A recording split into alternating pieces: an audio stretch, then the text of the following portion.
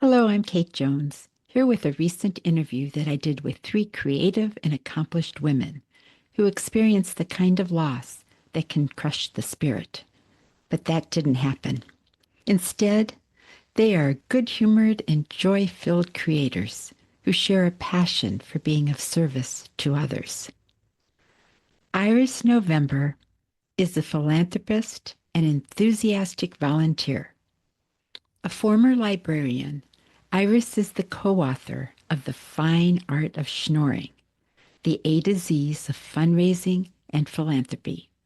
Plus, this year, she published Goodnight, Shoebox, a memoir activity scrapbook that can help kids get to know relatives who live far away from them. The inspiration for Iris's book came from her daughter, Anita Hollander, and Iris's first grandchild, Holland Rebecca Hamilton. Anita Hollander, Holland's mom, is an actress, composer, director, and teacher who has worked throughout Europe, Asia, Russia, and America. She lives in New York City and is joining us on Zoom. Another one of Iris's daughters, Rachel Hollander, is a minister, speaker, writer, teacher, and performer. Her book, From There to Here, An Insider's Guide to Navigating the Darkness, came out in 2021. It is a captivating story about living with depression. I think you'll enjoy their incredible stories. Before we launch into them, however, please know that there are two other creative and accomplished members of the Hollander family. Celia Hollander Lewis, a musician, singer, and music therapist, and Lisa Hollander, a lawyer and also a nanny to her 5 grandchildren. One of these days, it would be so nice to interview them too. I also want to mention that Rachel Hollander wrote a blurb for the back cover of her mom's book. She described Goodnight Shoebox as both a love letter from a great-grandmother as well as a creative way of preserving memories, something to cherish and share as a legacy for years to come. We'll begin with Rachel elaborating on her description of Goodnight Shoebox. It's also a really great tool for anyone dealing with any kind of brain injury or anyone who's nonverbal, anyone with any kind of inability to retain information. So people dealing with Alzheimer's, dementia, on the spectrum, anyone who needs help remembering and keeping track of family. So it's a way to stay connected in all different ways. That's marvelous. And it comes in 3 different editions. Yes, it does. Please tell us about that, Iris. I would love to tell you about that. The book started out as Goodnight Shoebox. And then we decided that we would give it another title. And it was Lila Tov Shoebox, which is Goodnight, Sweet Dreams in Hebrew. And then, not to ignore our wonderful Hispanic friends, we have Buenas Noches Shoebox. And what it really is a chance at a calm part of the evening for a child or an adult to say goodnight to someone in their family. For people who are far away, maybe their families don't live near them, you put a photograph on each page. You say goodnight, Bubby, goodnight, cousin Rachel, or goodnight, puppy dog, or goodnight, doctor. And this brings their family and their village into their evening program. And it's a very sweet way to say goodnight. It all happened. May I tell the story? Well, of course. And Anita, you need to jump in too. Yeah, she will. When my first great-grandchild was born, my first grandchild, Holland Rebecca, she lived in New York City, and all the rest of the family was all over the country. So Anita would take out a shoebox, put all our photographs in, and each night she'd take out a photograph and say goodnight to Bubby, say goodnight to Nanny, say goodnight to Papa, and show the photograph to Holland, and Holland would repeat, in her own way. Good night, Papa. Good night, Nanny. And I realized years later, now this wonderful Holland Rebecca is the mother of Ashia Iris. Don't you love that? Oh, yes. Yeah, and she's having her second birthday. And I must say, Ashia and I are 90 years and 1 day apart. She was born 1 day after my 90th birthday. So we are always tied together. And I adore her, of course. I adore all my great-grandchildren. Anyhow. And your children. If you insist, yes. We're not as cute as the great-grands. Oh, God, no. No one's as cute as the great-grandchildren. And there are now 7 of them, right? Yeah. Wow. Yeah, we got one on the way in October, another one. Anyhow, that was the idea that hit me. It was funny. It took me 9 months to make this book to come to fruition. It was like I birthed the book, the first book, Goodnight, Shoebox. And may I say that it's on Amazon under either Iris November or Goodnight Shoebox, Lila Tove Shoebox, or Buenas Noches Shoebox. Enjoy. It's really wonderful. So, Anita, how did you come up with this? What inspired you? I care about legacy. I care a lot about legacy. And maybe because I almost died of cancer at 21, when you realize at a young age that you may not be around for very long, maybe that's when you start to think, I better leave something for others. And of course, Mom and Dad were perfect examples of people who are leaving behind things that are for other people to benefit by. So we used to call my mom Grandma Camera, because whenever she'd visit Holland, her face was behind a camera. She was taking pictures, and we're lucky to have those pictures, but she was always taking pictures. So Grandma Camera was her name. So every night, we'd have these great pictures that Mom would give us after a visit or whatever. And we'd go through pictures and we would talk about who these people are. It really is a great tool, because now I noticed my daughter's been doing that with her daughter. And we have this little video of her looking at the holiday card that has all of our pictures on it. And she speaks to each one. And then she turned to her mother and went, hi, because she had said hello to everybody. And now she was saying hello to her mom.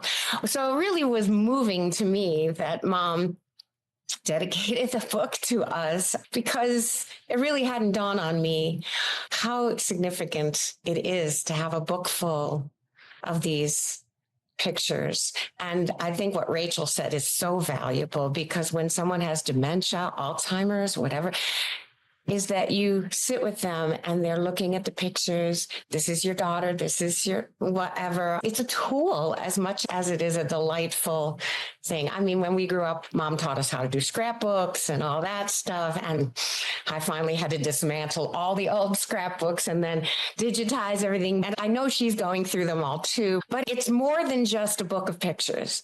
It's really valuable. And with the advent of social media, Facebook, Instagram, TikTok, it's become even more of a thing that we connect with each other that way. So thanks, Mom. You're welcome. One other thing that I loved about this is that Holland, as a baby, didn't know me except through my pictures.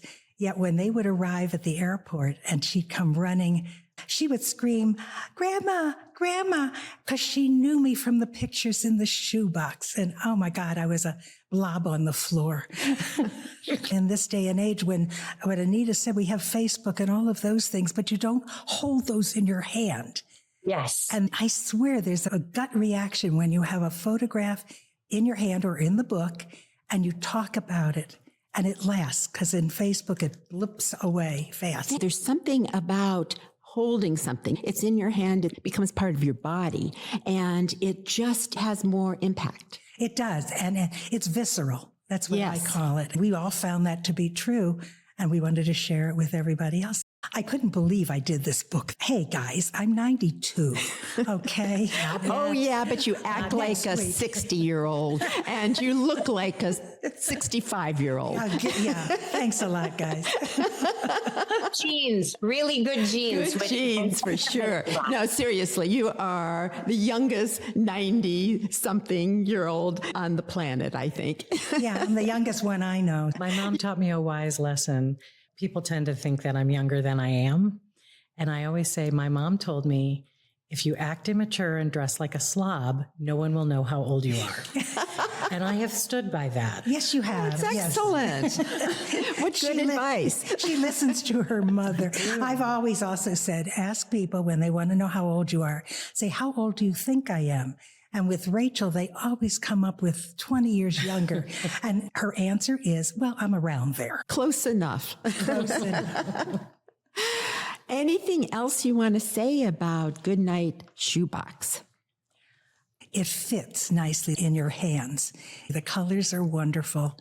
And I really would like more people to realize its benefits, again, as what we were saying, with people with aging brains. It's really hard. And I'm in that area now. I watch my friends having issues, and people are beginning to recognize that it's useful from 0 to 99. People may not understand that the idea is that you put the pictures here, so you say goodnight to each one as you go by their pictures. It is as much a tool as it is delightful and pretty and purple, my favorite color. Also, it's paper bound, and the cover has a nice feel to it. And the book itself is the shoebox. It Exactly. takes the place of a shoebox. And that is so cool. So it's still the whole spirit of what Holland did. And now it's in this convenient little, package. It's just absolutely wonderful. Thank you. I want to talk briefly about your other book while we're at it. Sure. Back in 2011, my late husband, Mort, and I, we're philanthropists. I've told people this so many times. Giving while you're around to see the benefit of your gift is the win-win situation. Don't wait and leave it all in your trust or whatever you call those things for after you're gone, and then people inherit it, and you haven't shared in the joy of seeing all the good that the money can do. So if you have $1, give $1. If you have more, give more. But watch what happens when you fund, and you can fund something for $100 or $1 million. Anybody want to share with me $1 million? But it doesn't matter. It doesn't matter. It's a double win-win. And that's what we've done. So the book grew out of that. It's called The Fine Art of Schnorring, which is the Yiddish word for begging. And this is begging raised to a high level, because you ask for items, you give the items away, and people are thrilled to receive them. And it's a very sweet little book. It's funny, very funny. It is. And it takes philanthropy to a different level. And we had so much fun with it. And it's in a lot of offices where people are, what do you call them, fundraisers? Development. That's the word I'm looking for, development people. And they show it to their clients and they laugh about it because it's silly. But it's also got a message, and that is when you ask for something and they can't give it to you, you say thank you for listening. Because a year later, they'll come back to you and say, remember when you needed some money for that? Well, now I have some money. I'd like to give it to you. You can't lose when you take it to that fine level. You're kind, and you spread that kindness. Yeah, that's exactly right. It's kindness. Can I also add that it's not just money, because back in the day, my mom and Mort used to put these backpacks together. A school would have a contest, I guess, and the kids that would win were going to Greenfield Village. That's in right. We Dearborn. send groups out every year. And they'd be on this big bus, and they would get this backpack, and it would have little notebooks and pencils and maybe a yo-yo and a kazoo, whatever they could schnorr Yes. would go into this backpack. And so it's not just, give me your money. It was, hey, can you give me 50 notepads for this kid's thing? Absolutely. We get a package of notepads. Can you give me some colored pencils? Sure. And these backpacks would just be full of goodies. And these kids would get on the bus and have entertainment for 3 hours. That is terrific. Yeah, and they'd be happy. We even schnorred suitcases for them one time, and sleeping bags. We schnorred that from a department store in Chautauqua, New York, actually. We never stopped schnorring. It was sort of embarrassing, but in a nice way, you know. Well, you're good at it. Yeah, you smile a lot. I could even take it a step further. We live in subsidized housing for performing artists, 3 blocks from Times Square. We're very lucky. And in order to give back, we don't always have money because an artist's income goes up and down and up and down. And you're never sure if you have money now, you will have it next month. So I started doing something a year ago, which is based on Mom and Mort. People would say, do you have anything to offer for this auction? And I was like, well, I could write somebody a song. And it turned out people wanted a song. Oh my gosh, yes.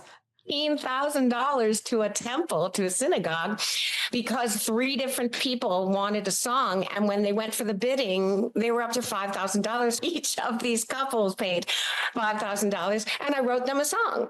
And it was great because I knew these people. So I wrote it about them. And it was really so exciting that 3 months later from my high school reunion in Shaker Heights High School, they said, do you have anything for the auction? And I'm like, I can't afford to donate Broadway tickets because if you've noticed, the price of Broadway tickets would never work. I mean, it's like way over the roof for now. But I said I could write somebody a song. And one couple took me up on it and they paid a good amount of money for me to write them a song. The husband had gone to school with me, but not the wife. So we talked and I wrote them a song. 9 months later, I got these flowers. I was like, what are these? Well, we still are singing that song that you wrote for us. And so I was able to give money to my school by writing somebody a song. Mom and Mort and my dad too. I mean, they all sort of put forward this idea of legacy, leave something, whatever you have to give it to somebody, and then it helps somebody else and all that. That is lovely. So anyway, since you're speaking right now, Anita, why don't we go into your career? How did you make it to New York City? And what inspired you to become a multi-talented performer and an advocate too? I want to make sure we cover that. Well, it seems to go right along with my life, but I was born into this. I was born with the performing gene because my grandmother, Mom's mom, Celeste Corrine Flaxman, was a vaudeville dancer. She danced on the vaudeville circuits, toured around, and we have great pictures. There's one of her leaning against the proscenium wearing a leopard skin and nothing else. And that was a long time ago. Way long ago. I would like to see that. We need a picture of that. Yes. A word description. She was amazing. And she died of cancer 6 years before I was born. And I came into the world screaming and screamed for 1 year solid, at the end of which I jumped out of my crib and got a little concussion, which of course made me go into show business because you have to have definitely a problem with your brain to go into show business. I was born with a lot of her qualities and her face. I turned 40 and my mom was looking at me going, you look exactly like my mom. You look exactly like my mom. I definitely am her. So I had no choice. I'm going into show business. Unfortunately, Mom supported that. Dad supported that with taking me to an audition when I was 8 years old. And I got my first professional job in The Sound of Music in Cleveland at Music Carnival. It was a professional theater. Wally Harper was conducting the orchestra, who went on to be Barbara Cook's musical director. I mean, these were people whose names were from Broadway. And I was 8 years old and I was understudying the part of Gretel, the youngest of the Von Trapp children in The Sound of Music. And the actress who played Gretel was generous enough to get German measles for 3 nights, and I got to go on. She was a very generous girl.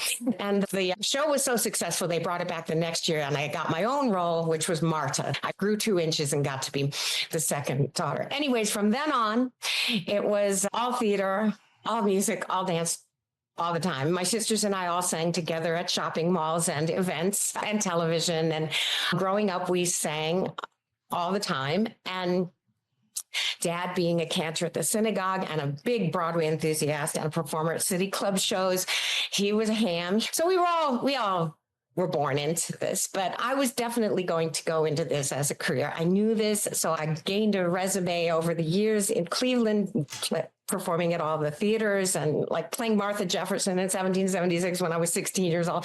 Anyways, at 21 at Carnegie Mellon University, working on getting a degree in acting because I'd been singing all along, but I wanted more acting training. I was diagnosed with cancer in my leg.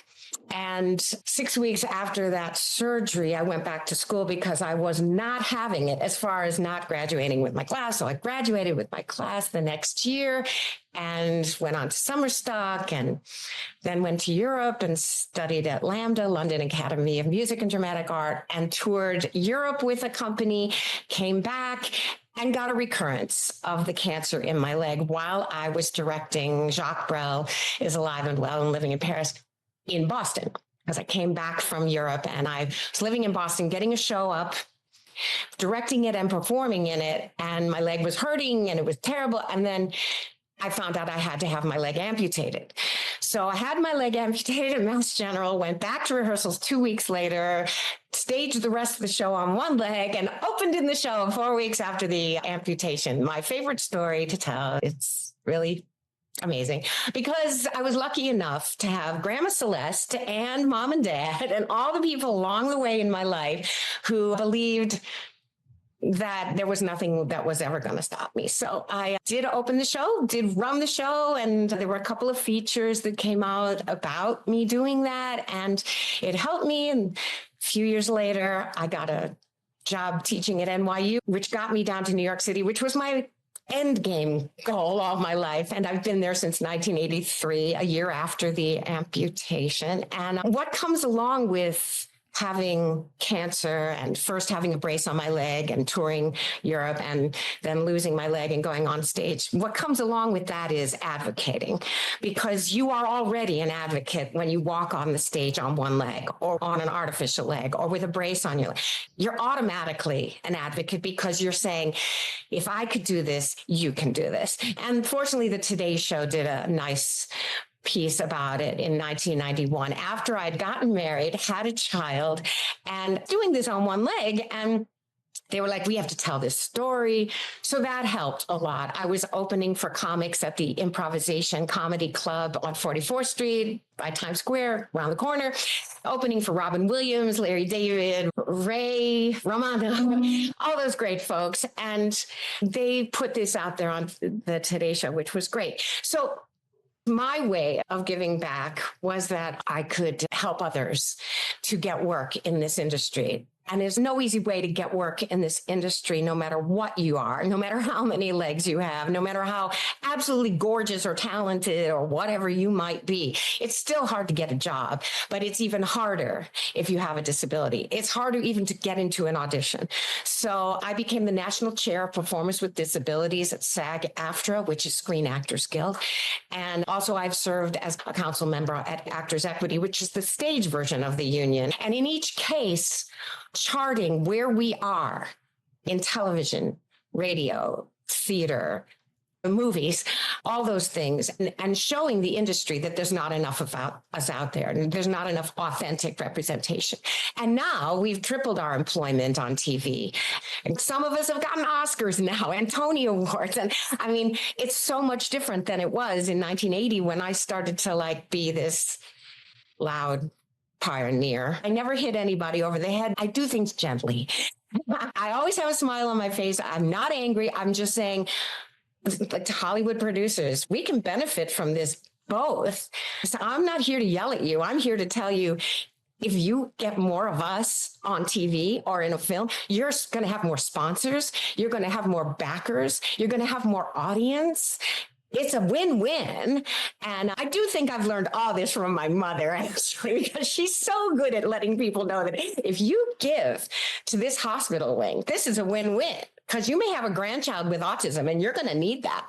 Or you may have a mom who has cancer and you're going to need that breast cancer wing, and you're going to need this library and this nature center and this, it totally goes through the family. It's not me being anything new. The only thing new about me was that, and critics have said, she was obviously ahead of her time, was nobody was going out on stage writing shows, writing musicals about having one leg. That was a new thing.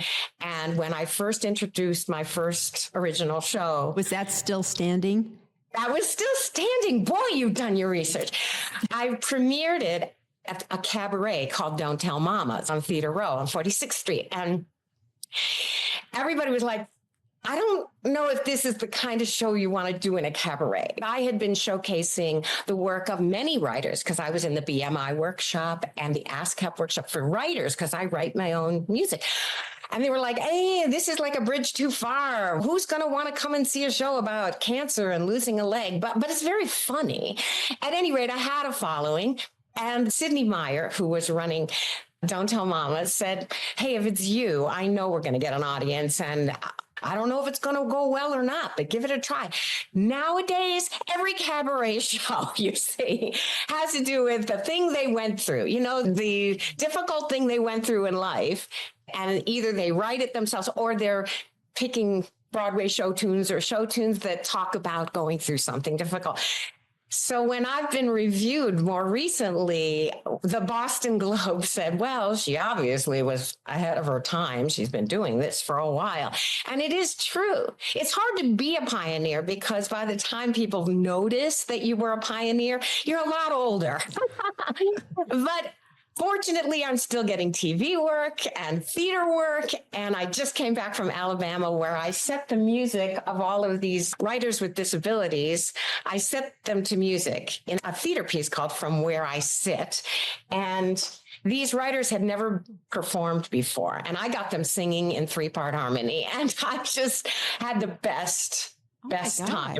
Is that going to be a stage show or is that going to be a recorded show? It's a stage show that can be seen online. If you look at From Where I Sit and you just write Alabama, they did a video, 2 versions. So my mom could see it because she was in Cleveland. I watched both of them, honey, and they were amazing. And I loved the participation of all the performers who had never performed before and suddenly found a weight lifted off of their shoulders. Some were in wheelchairs, some on crutches, and they were performing with such joy. That was the basic line of the show, Anita. There was so much joy in the performance, truly. I have to add one thing to my darling daughter's conversation here. Before she was in her teens, Dad and I took the 4 girls to New York, mainly to show them, well, we saw plays. We saw 5 plays in 4 days. 4 days. 2 days. Oh my God, we were crazy and prices were a lot better. But at that time it was still high priced. But we kept driving Anita down to the lower village where the laundry was hanging from the windows, from window to window, where there was garbage all over the streets. And we kept saying to each other, your dad and I, maybe we can talk her out of this. And by God, she kept saying, oh, this is so beautiful. Oh my God, I love it here. We lost the battle totally. Clearly. That's true, Mom. It was weird. The dirtiest city in the whole world, and I couldn't get enough of it. Is Still Standing also in recorded form? Actually, there is a performance of it on YouTube. If you go on YouTube and you look up Anita Hollander, you can find a lot of those things. Also, Spectacular Falls, which is the second show I wrote. The first one, Still Standing. Second show, Spectacular Falls. The third one is going to be, and I'm working on it now, it's called Balance, a Footnote. Balance, a footnote, which will be the end of the trilogy. But Rachel is such a big part of this. Not only is she mentioned in both of these shows and sung about. She's gone with me to perform this in many different cities because she does the sign language. And not just over on the side, she's with me. And on the song in Still Standing called Lazy Day, which is all about her coming to visit me while I was on chemo and radiation and everything, we switch parts. It's really very funny. It's very meta. Really meta because my voice is coming through on the soundtrack, but I'm being Rachel because Rachel was a goof burger. I mean, she was so great. She would come into town and I was like, ugh, and she'd go, we're going to go to the movies. We're going to have pizza. No, I can't eat pizza. Yes, we're going to eat. I mean, she was like my cheerleader, and we'd bop around Pittsburgh, and she would just really cheer me up. So I wrote this jazzy song about her. So the two of us are on stage being just totally crazy. I've had a children's choir for 28 years with whom I write songs. And at one point in Spectacular Falls, we talk about people who fall through the cracks. And that's the immigrant people right now, more than ever. But this was back in 2020 or something. And it was the kids' idea to say welcome in 20 different languages. So everyone went home and found out where they came from. And we used all the languages.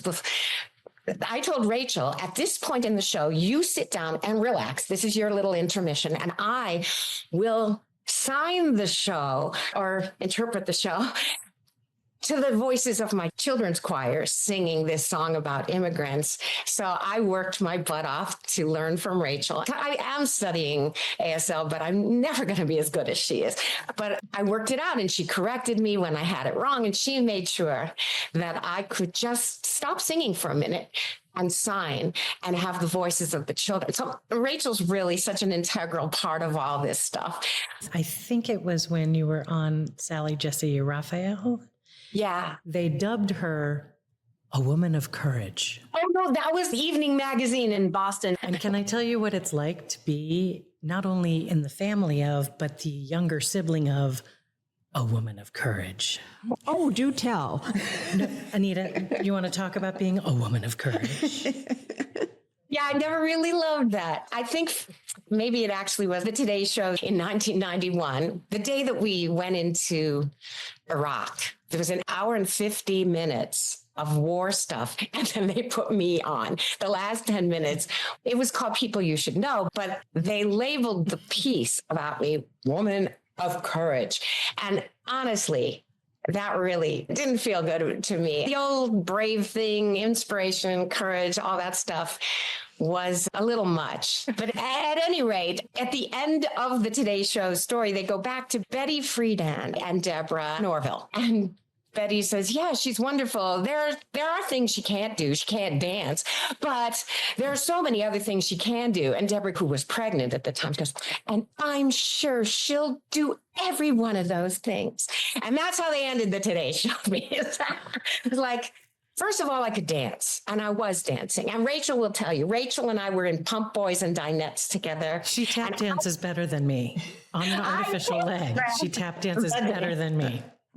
And she was like, I can't do this. I'm going, I can do this. We're going to both do this. And we did a little soft shoe. I mean, thanks to Mom, I was trained in tap, ballet, modern, jazz. I had all that training. So when the artificial leg came into the picture, I just used that. And then I also have danced with companies just on one leg.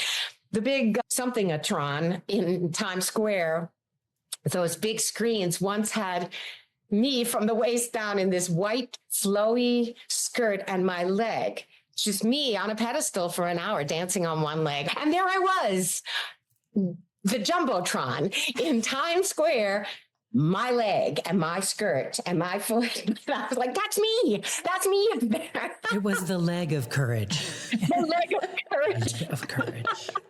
So true. So true. Just one last thing. And I want Rachel to talk because she's incredibly extraordinary. Just that if you wanted to know any more about me, it would be AnitaHollander.com. And all of this stuff is in there. You can see anything you want. Plus a great photo that Susan Rosenberg Jones, the photographer, took of me with my biceps out and just standing on one leg on the pier of the Hudson River. I love the picture. That's the cover of the website. So AnitaHollander.com. Okay. Well, what the website doesn't capture so much is your sense of humor and the lightness that comes with this and the passion that you have for performing and advocacy and everything that you do, directing, etc. And that is what's so wonderful about hearing you speak. Thank you. Thank you. Coffee is a wonderful thing. Never give her coffee. Never, ever give her coffee. Stop drinking coffee today. We do this family Zoom thing because we've got family in New York. We had family in Southern Ohio. We have family in Denver. And then here, when COVID hit, I said, well, let's use Zoom. So we started doing a weekly family Zoom, which we're still doing every Saturday. And the joke is we all know when Anita's had coffee and we all start texting her, put the coffee down, just step away from the coffee. Yeah, I can do a number on you sometimes, that caffeine. I had 2 today, so I know. We noticed. Can't do that. Anyway, Rachel. Yes. From there to here, I am 2/3 through. I love this book. Thank you. So why don't you just start? Why did you write it? So the book was birthed right at COVID, but it was something that I'd been working on for 7 years. I wanted to write a book about how I learned to live with depression, because that's the operative word, how to live with it, not suffer from it. I don't have it. I certainly don't own it, and it doesn't own me. It's a button for me when people say, I suffer from depression. I'm like, you don't have to. You can struggle, you can wrestle, and you live with it every day. So I started thinking, I want to write this book. And then it just became this big behemoth, the book. And so I was like, I can't do it. And my wonderful, beloved friend, Joni, said to me, do me a favor, write me 2 pages on what it feels like when you wake up in the morning. I said, okay. So I did that, sent it to her. She goes, great. Write 2 pages on what's your best coping mechanism. I'm like, okay. So I did that. And she goes, now write me 2 or 3 pages, a story from your childhood. And I said, okay. And I did that. And she said, this is your book. Just start writing short pieces. What's it like when you feel like you can't get out of bed? What's a good day like? And then throw in some memoir, childhood stories, stories of going to Italy, stories of doing the Grand Canyon, people you miss, people that are gone from your life that are precious to you. Just start writing 2 to 3 pages each. Keep it short. So over the course of about 7 years, I just started doing this and then collecting them. And then I would send them to her and she would sort of put them in an order or section them off. And then at some point I was like, I have to stop. I have to stop writing because I've got all this stuff. And so that's when I found medium.com, which is this excellent website. It's like YouTube for writers. And so you can publish whatever you want there. So I thought, all right, I'm going to put a cap on the book. That's it. That's what goes in the book. Then I can just keep writing whatever comes up. And with the help of Joni and the wonderful Dina Rubin, who was my editor, and the magnificent Victoria Price, who designed the cover, helped me choose the font, which I call Mommy font, because I picked a font that my mom could read. Thank you. Thank you. I didn't like Times New Roman. I wanted something a little prettier, readable. So we went with Mommy font. Victoria is a published author. And I asked her, maybe I should send it to publishers. And she said, they're going to want to make changes. And I said, okay, then no, let's self-publish. So we went to 48 Hour Books, great company. If you're writing a book, use them. And then the book came. Like it was birthed and I was holding it in my hand and it was like, here it is. Here's my baby. And then the strangest thing happened. The boxes of books arrived at my apartment and I had a list of people to send them to. And all of a sudden I started crying. And I was like, wait, what's going on? And so I stepped away from the table and I kind of curled up on my bed. And at that time I had my beloved Maddie, my companion pup. And I was like, why am I crying? And I realized that there was a little tiny part of me, the little 10-year-old Rachel, thought that once this was out, the depression would be gone. I didn't think it, but a little part of me thought it. That once the book's published, then I'm better. I'm done. It's over, And it wasn't. Even as I was packing the books, it was like that stuff was still there. And I thought, well, that's why you wrote the book, Rachel. Because you're living with it. It's the worst roommate ever. Doesn't do laundry, leaves dishes in the sink, lays on the couch playing games on her phone all day. Worst roommate. However, it's my roommate. So I get to learn how to live with it. That was the big lesson. Now the book is 4 years old and still doing quite well, just on my own, just getting it out there. It's a beautiful book and not depressing. There are some tough things in it, of course. And it's also funny. You have a really good way of putting things. And there's a lot of spirituality in it. Love that. So I want to talk about specific places that I had marked. On page 103, you were asked a question. So Rachel, how do you fill your days? Oh, that question. So I'd been living in Alaska and had not planned to leave. And then I had to leave. My life changed and it was no longer a place I could be.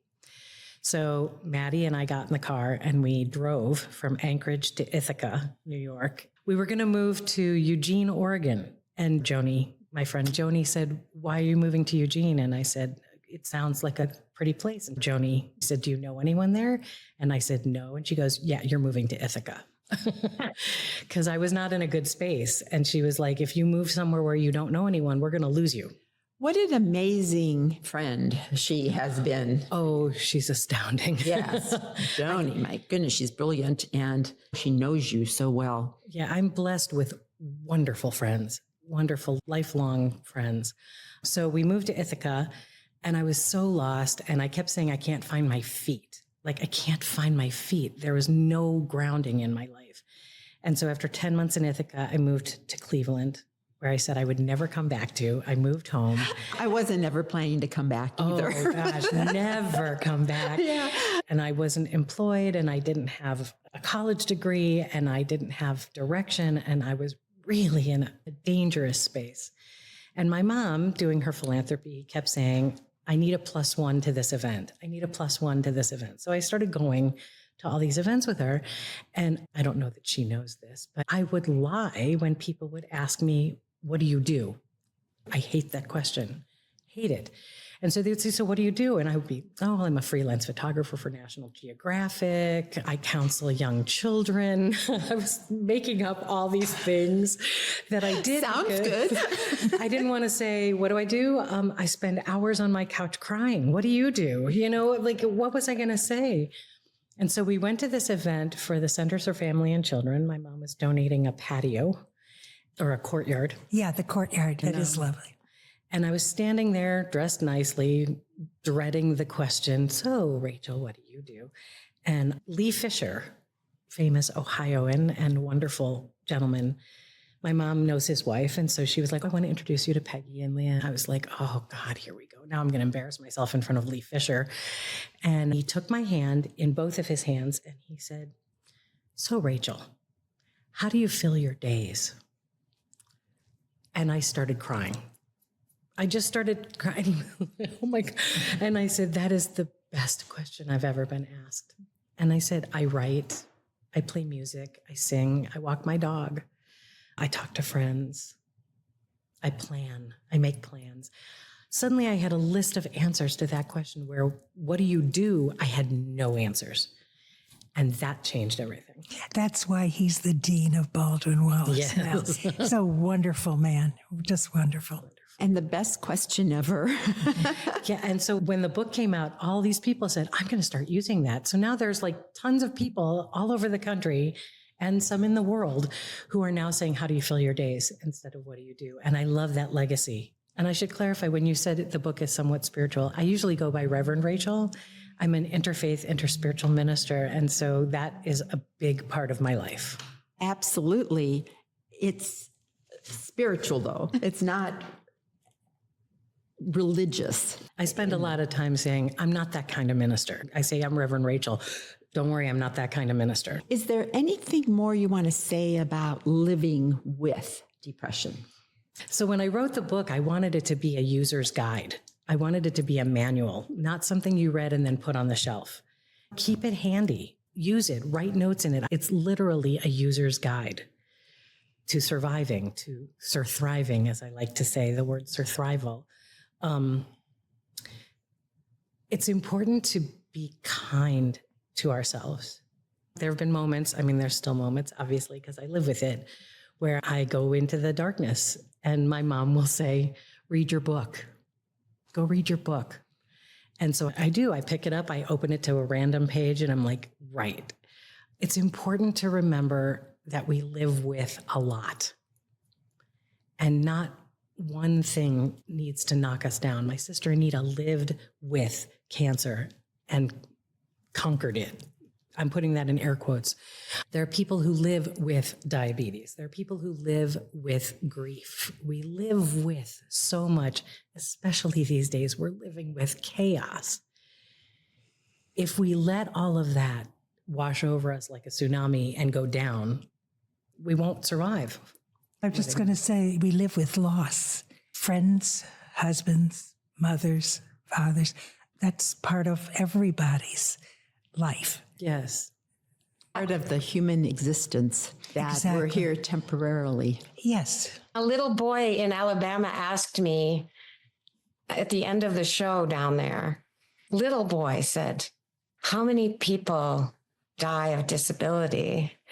And so I talked to him gently about how everybody on the stage lives with disability. Everybody's going to die, but we're not dying of our disability. We're living with disability, which is exactly what Rachel is saying. And this happened just a few days ago when this boy was very concerned about this. And I was like, we don't die of a disability. We live with a disability. Perfect answer. I saw this, I was watching.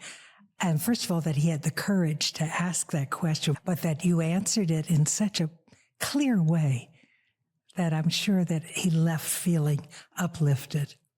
Also, the thing about living with is you have choices. If you live with depression, you have choices all the time. There's a part in the book we talked about the summit, this meeting I had in meditation with God and my dad who had passed. And the discussion was, are you staying or are you going? And what I learned was if you stay, you have choices. If you go, that's the last choice you make. Okay. So as long as we're living with, even when we're struggling and wrestling, and boy, do I wrestle. I wrestle with depression a lot. I jokingly call myself Jacob because, Jacob wrestling with the angel and all that stuff in the Hebrew Bible. But I wrestle with it all the time. I get mad at it. I have temper tantrums. And I'm still here. I'm still choosing. All right. We were talking about loss. You shared some wisdom from your friend Jimmy, who did pass on.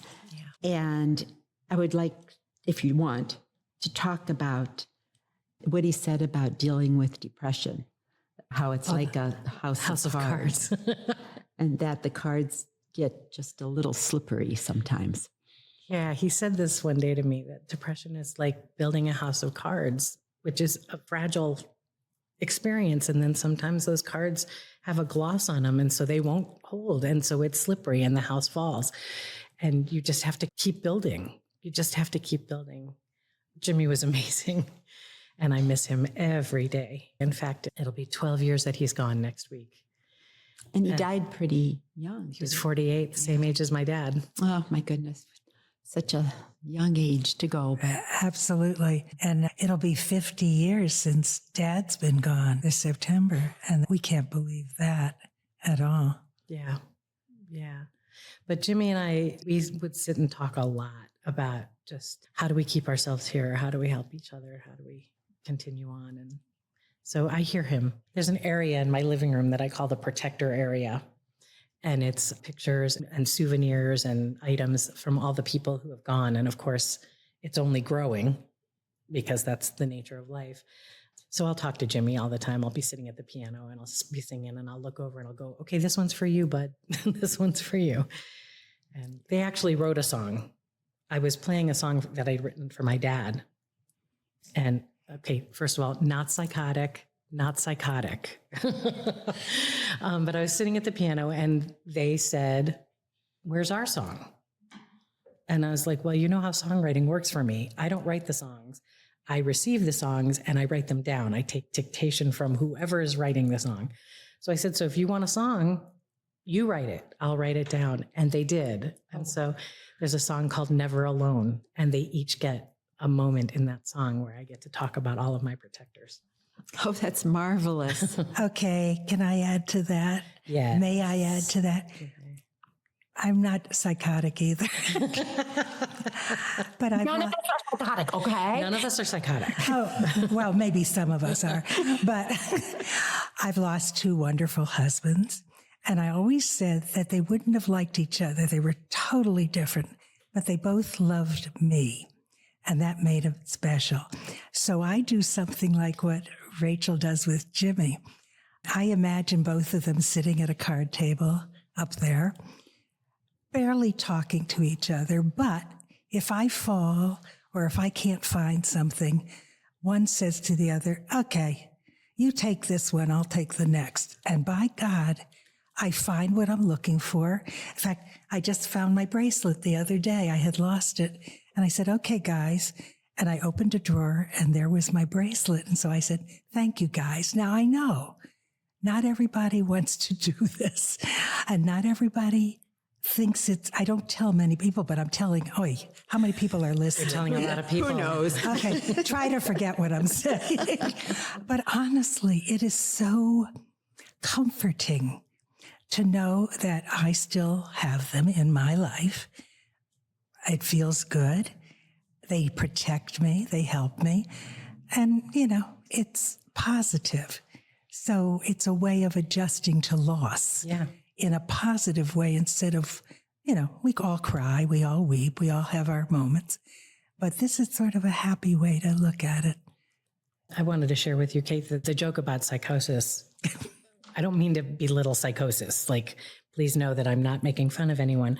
But I've been through a lot of experiences with psychiatrists and therapists and the medical community. And the medical community has been great to me for some things. It has not been great for me regarding depression. They failed me in a big way, except, 2 therapists in Anchorage, Sarah, Tracy, love you both.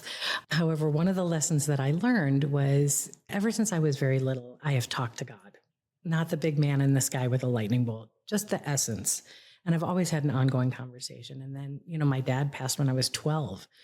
So I spent a lot of time talking with him. And now I talk with Jimmy and Carl, Amy, Michael, everybody.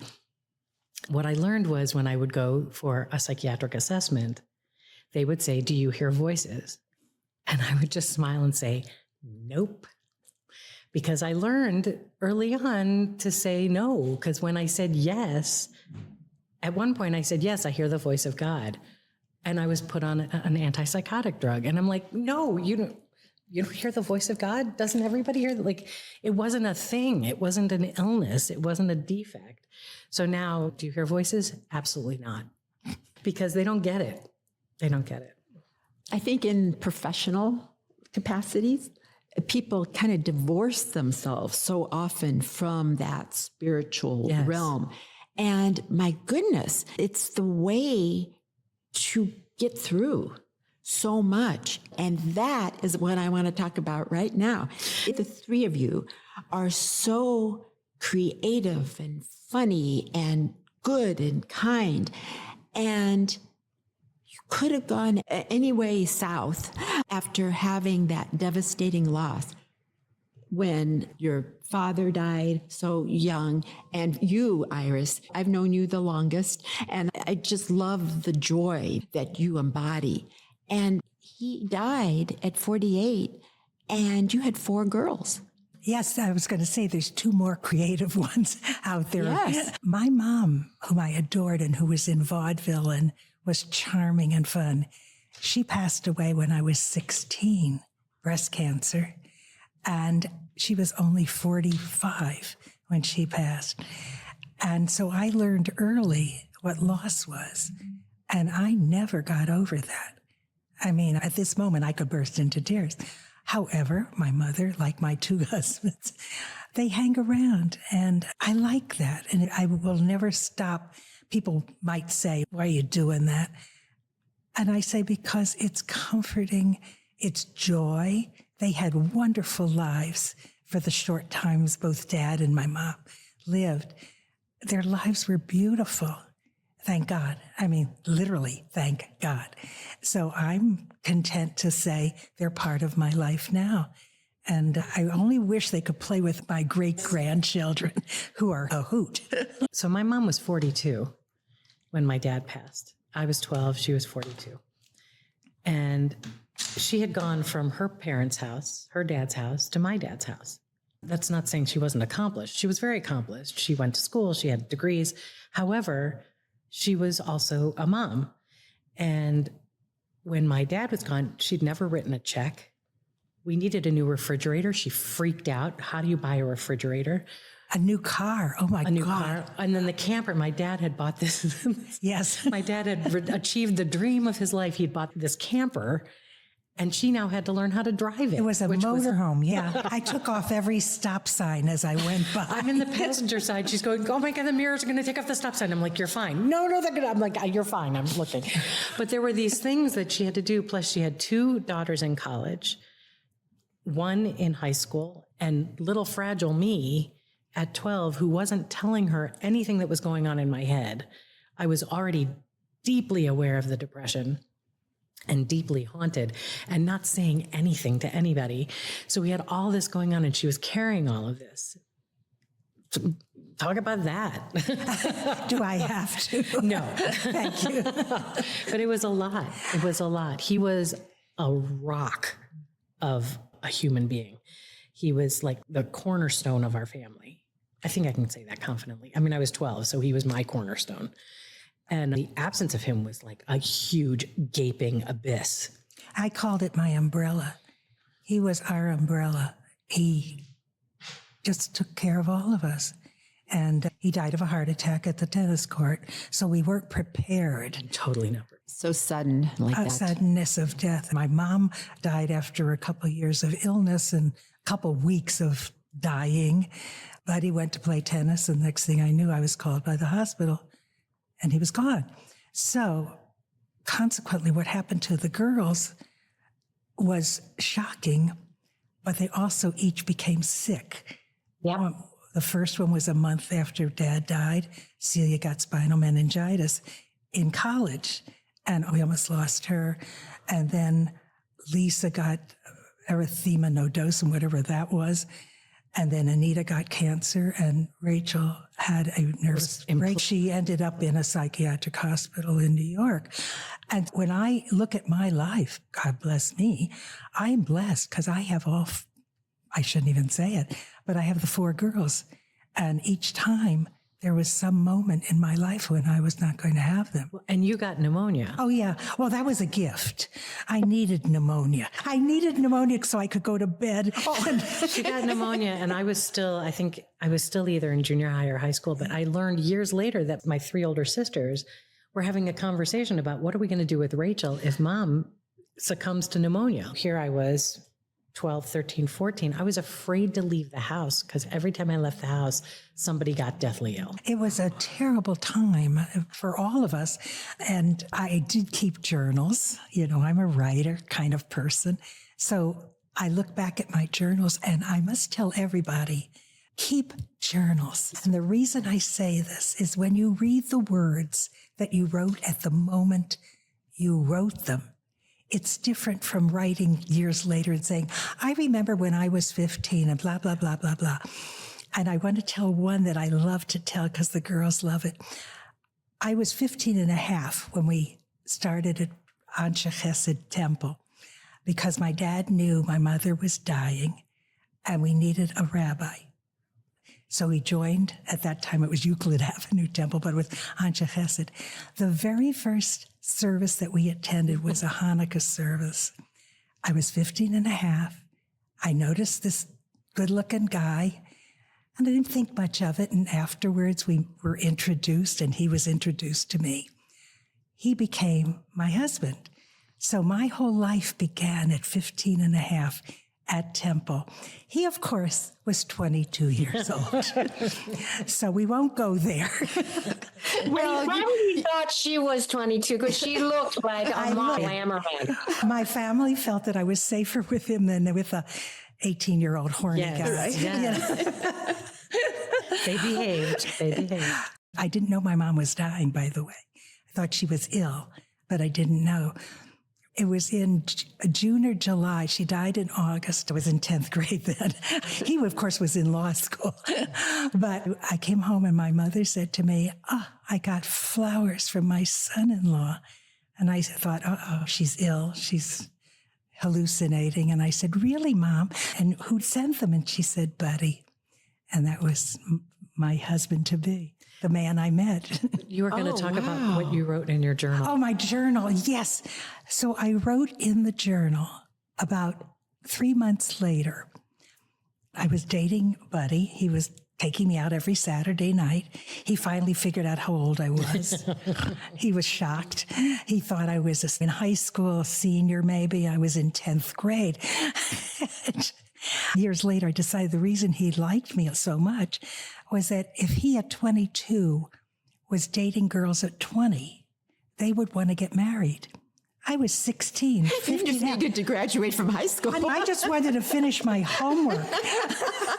I have a paper to write for 11th grade, 12th grade. That is so funny. So I was a safe bet.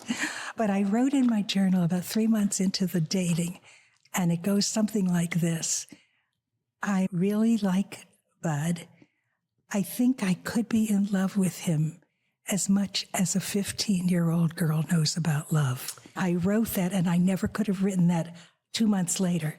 I had to write it the night that I wrote that I was in love. And really, I mean, I get chills even now when I say it. So everybody, write what you do every day, because it's precious. My favorite of her journal entries is, Buddy Hollander called tonight to ask me to the dance. I'm so excited.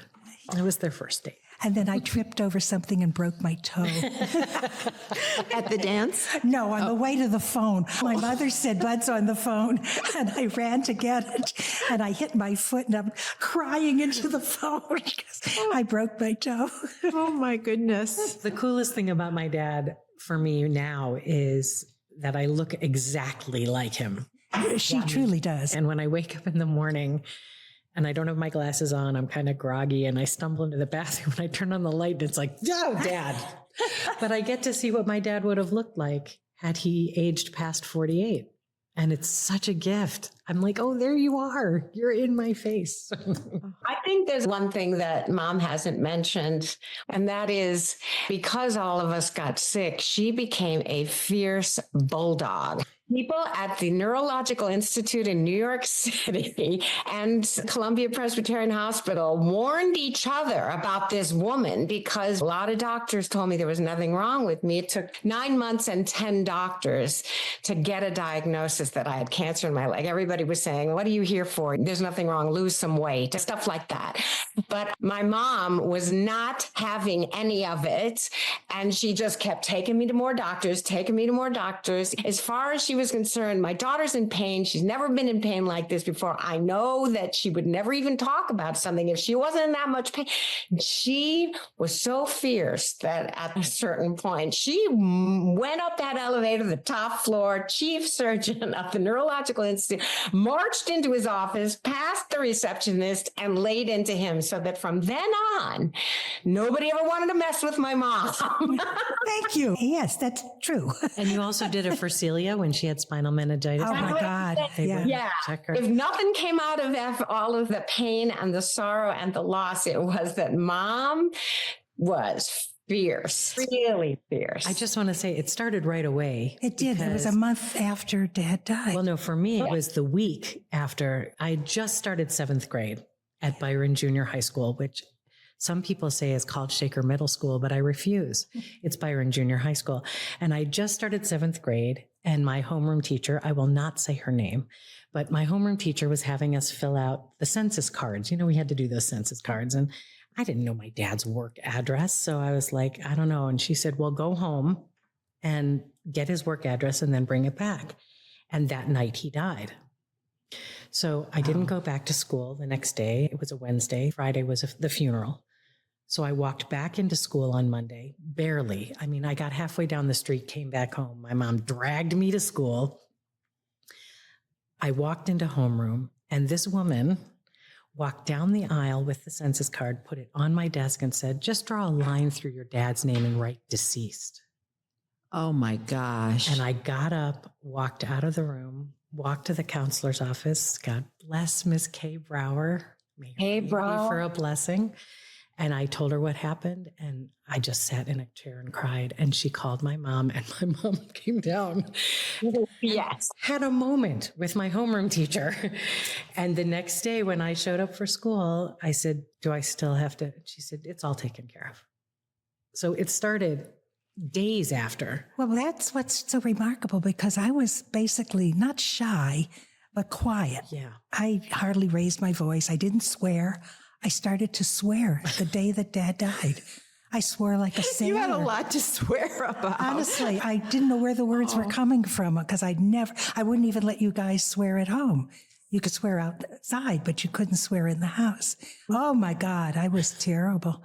But that's what happened. And yeah, I became a lioness. That's what I Yes. call it. I was a lioness. Yeah. Now that I'm thinking about it, in second grade, when I got a C in science, the only C I'd ever gotten, and the vice principal had said to me, you know, you're probably never going to do better than a C, because you're You're just average, she told me. I went home and told Mom, don't worry, I'm just average. She marched me right back to school. So she was a fierce mama lion from way back. That's true. But she was this charming woman. Yeah, any social situation, charming, beautiful, until it crossed the line. At 8 years old, when I got that report card and got that little message from the vice principal, she marched me into her office and said, don't you ever tell my daughter what she can't do. She died shortly after. It wasn't my fault. From then on, and you got to understand that the time went by when I was thought to be a klutz. I was thought to be not very bright. I ended up being an honors student. Months after that little event of I'm not smart enough, I got a professional job.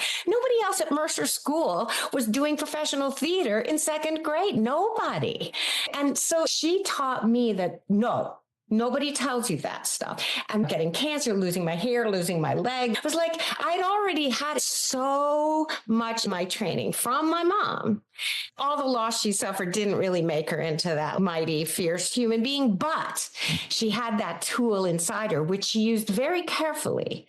She was kind and generous and loving and charming to everybody, but when necessary, she could be the most fierce person on the planet. Don't get me wrong, she wasn't a theater mom. We'd go to an audition, she'd say, if you want to do this, I will take you. But it's for the experience. The whole Sound of Music audition was just me and Celia went because it would be fun. It would be a great experience. Neither of us expected anything out of it. And my life has been like that. So my Sound of Music story, because we all have a Sound of Music story, was my dad was driving my sister Lisa to audition for Sound of Music. And I said, oh, can I go along? So I'm sitting in the car and he's driving and he said, so what are you singing for your audition? And I said, oh, I'm not trying out. Lisa's trying out. And he goes, we're going to a Sound of Music audition. You're trying out. What are you going to sing? So I sang You Are My Sunshine because I didn't have anything prepared. And Lisa and I both got cast. She was Louisa. I was Brigida.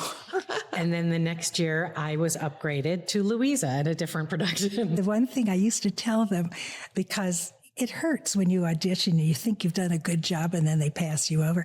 I always say it's not that you did a bad audition. It's just that they were looking for something else.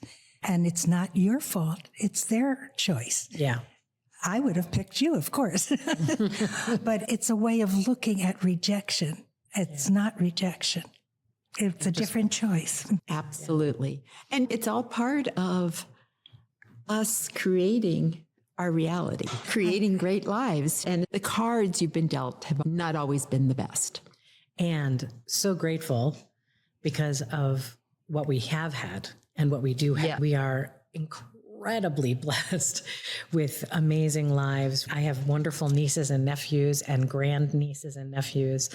And I had a wonderful pup that was my companion. When did Maddie pass on? Maddie passed 2 years ago, February. And as I like to tell people, she was the healthiest relationship I've ever had with a being that I shared a bed with. She was my best pal and my best companion. However, we talk about these stories and some of them sound horrific, and yet we have been so blessed with so much, and I'm going to use the P word, so much privilege in our lives to have grown up the way we did, to have been able to go to college, to have been able to have each other. We are so, so, so lucky. So even amidst like the horror stories, our horror stories in the grand perspective, not so horror story. And you talk about gratitude a lot. I talk about gratitude a lot. I do. We continue to sing together and make music together as well. I mean, we've done several temple services at various temples where I've written music for Shabbat services for the Village Temple here in New York, and I've brought it to Ohio, and we've made music together, and Holland joins us. But a shout out to Lisa and Celia, who are not on this interview. Lisa, who became a lawyer, which was one part of my dad's life that, thank God, she was the one who latched onto that. And she's the one who has provided grandsons, sons and grandsons. These are things that are foreign to us. And Celia plays every musical instrument ever made, and has continued to astound us with what she does with music. And her beautiful late husband, Charlie, they helped me so much when I was doing my writing.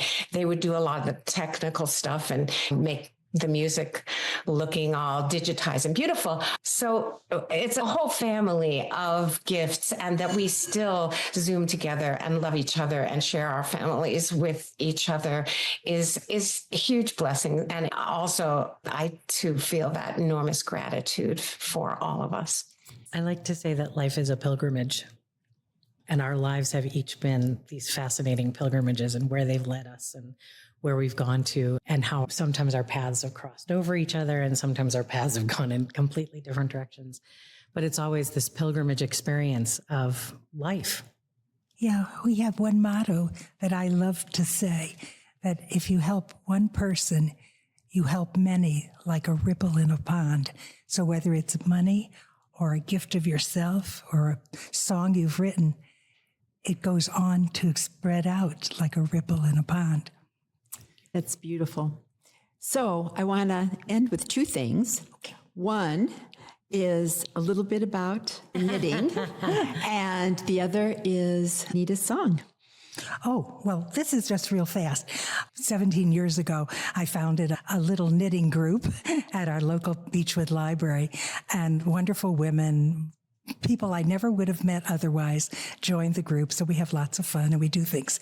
And what we're doing right now, among all the knitting and crocheting and looming that we do, we make something that we call Get a Grip. It's made from plastic drawer liner, and you cut it into 6-inch squares, and then you crochet around it.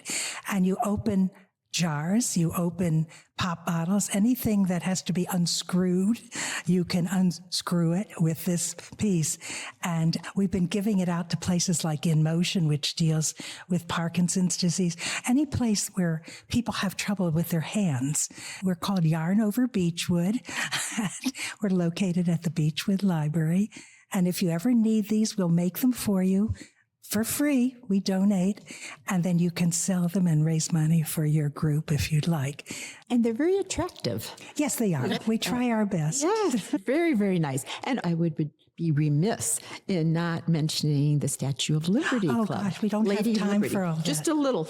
Okay, 1991, I decided I was a first-generation American because my mom was born in the Ukraine, in Odessa, and I was born here in the United States. So I was the first generation born in the United States of my family. And I became a collector of statues of liberty, founded the club in 1991. It's called the statueoflibertyclub.org or .com if you want to look it up. And I donated my entire collection of statues of liberty to the Strong National Museum of Play in Rochester, New York. Can I toss one quick thing? It's a shameless plug, but I've recently started my own spiritual center, and it's online on Zoom, second Sunday of every month. Spirit's Home, a simple spiritual community. And if you'd like information, go to my website, revrachelhollander.com, and there's all the information there. And you can also click the contact tab to check in with me and get on the mailing list. Our service, it's like 45 minutes. I sing, I talk a little. It's not oppressive. It's not scary. It's open to everybody. Everybody's welcome. It's great. Yes, definitely. So would you tell us about the song a little bit before you get into Sure. it? First, I want to say, Mom, I need one of those things. Oh, okay. I'll send them to you, honey. Okay, good. Also, this hat that I'm wearing is one of my mom's hats. I've got one in every color. And everywhere I go, where can I get one of those? Because my mom makes those. She makes dolls and scarves and things for children in other countries who don't have the things they need. She doesn't just make things that help you open and screw jars. We make them with love, sweetheart. Everything Yes. with love. And you make people happy too. I hope so. She does. She does. So this song I wrote for my dad 15 years ago. 15 years ago, Mom and Mort dedicated a theater on the grounds of Case Western Reserve out in the country, a barn, into something called, I think, the Silo Theater. Right, that's right. They made it into a theater, and it was dedicated to both my dad and to Phyllis November. And it was a dedication that we did for the theater. So I thought, well, I should write a song for it. My sisters sang it with me. And it was based on something that I have up on the wall that my dad, after he died, in 1975, we found this piece of paper amongst his many, many pieces of paper as a lawyer and all that said this thing. It said, beyond the welfare of family and friends, it is the enhancement of the lives of those yet to come that must be the real object of life. It was in his handwriting. We don't know if he was quoting somebody else. We don't know if he ever said it in a speech, but my thought was maybe he thought it, wrote it down, put it in the desk. I'll use that in a speech because he made a lot of speeches in his life. At any rate, it became the last song of Spectacular Falls. And that's right. Isn't it, Rachel? Yes. The last song of the show, because I said it falls to us to help the next generation. It's about the idea that the responsibility falls on our shoulders to take the legacy from others and move it forward.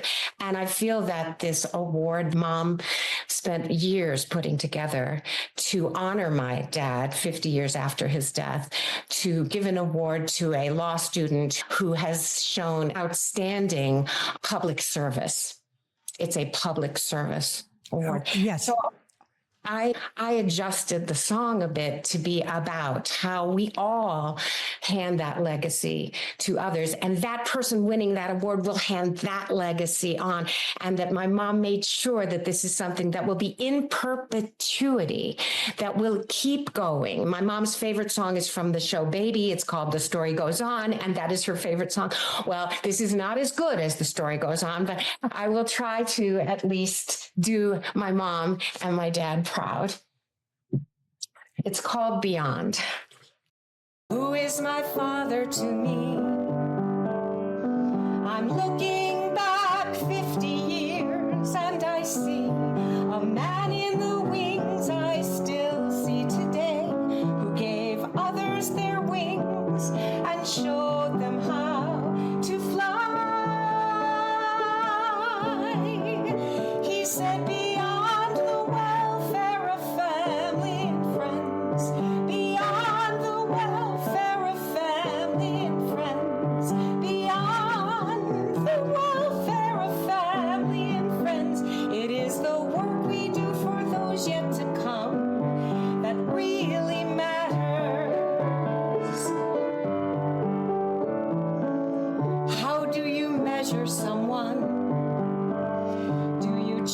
them by inches or size of a shoe, or things they say or what they will do to make the world a better place for you and me. He said, beyond the welfare of family and friends, beyond the welfare of family and friends, beyond the welfare of family and friends, it is the work we do for those yet to come that lasts forever. Whether it's picnics or looking at art, music and laughter will stay in our heart, sharing it all with our children to come, links us from one generation to another. So, why are we gathered today as we celebrate lives of present and past, building something they hoped that would last, so that their voices would ring out long after they are gone?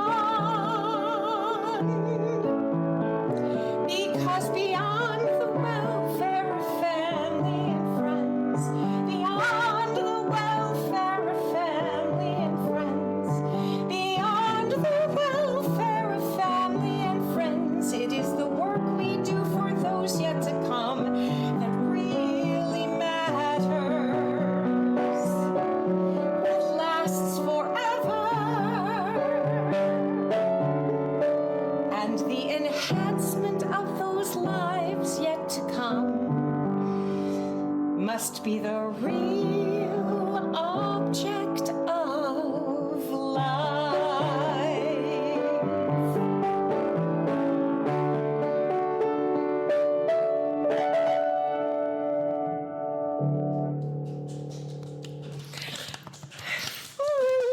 Thank you. Thank you. You all are beautiful. Thank you so very much. Thank you. Thank you, Kate.